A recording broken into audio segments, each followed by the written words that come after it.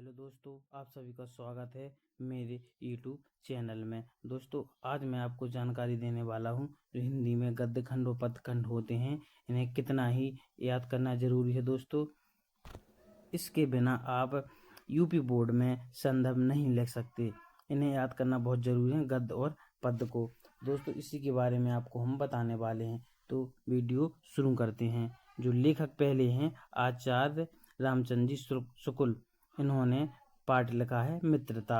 दूसरे हैं जयशंकर प्रसाद, इन्होंने लिखा है पाठ ममता। तीसरे हैं डॉक्टर राजेंद्र प्रसाद, इन्होंने पाठ लिखा है भारतीय संस्कृति। चौथे नंबर पे आते हैं भगवत शरण उपाध्याय, इन्होंने लिखा है अजांता।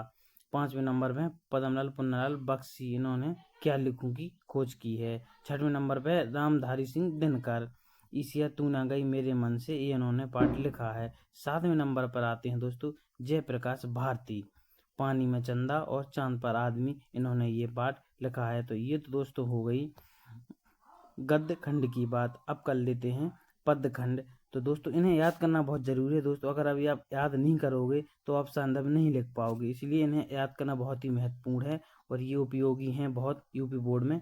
ये सभी जो बुक है उसी में से हैं और इनको याद करना बहुत जरूरी है। तो बात कर लेते हैं पद्य खंड की। पहले लेखक हैं सूरदास जी, इन्होंने लिखा है पद्य। और दूसरे हैं तुलसीदास जी, इन्होंने लिखा है धनुष भंग और दूसरा बनपथ पर।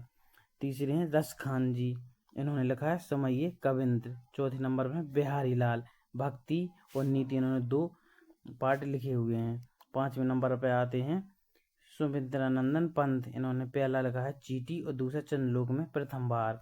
छठवें नंबर पे आती हैं महादेवी वर्मा, इन्होंने हिमालय से पहला लिखा है और दूसरा वर्षा सुंदरी के प्रति दूसरा लिखा हुआ है। महादेवी वर्मा ने पहला लिखा है हिमालय से और दूसरा वर्षा सुंदरी के प्रति।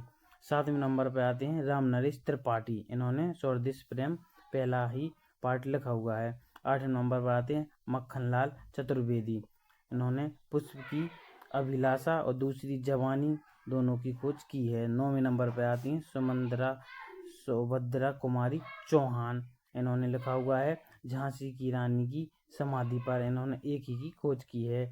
10वें नंबर पर आते हैं मैथिशरण गुप्त, भारत माता का मंदिर यह है, इन्होंने इसकी खोज की है, इन्होंने मतलब ये अपना पाठ लिखा हुआ है। 11वें नंबर पर आते हैं केदारनाथ सिंह, इन्होंने पाठ लिखा है नदी।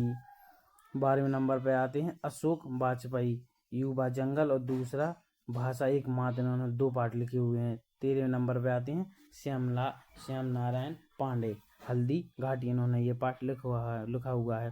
दोस्तों, ये गद्य और पद्य हैं, इन्हें आपको याद करना बहुत जरूरी है, इसके बिना आप संदर्भ नहीं लिख सकते हो। दोस्तों, अगर वीडियो पसंद आई हुई है तो चैनल को लाइक और सब्सक्राइब करना ना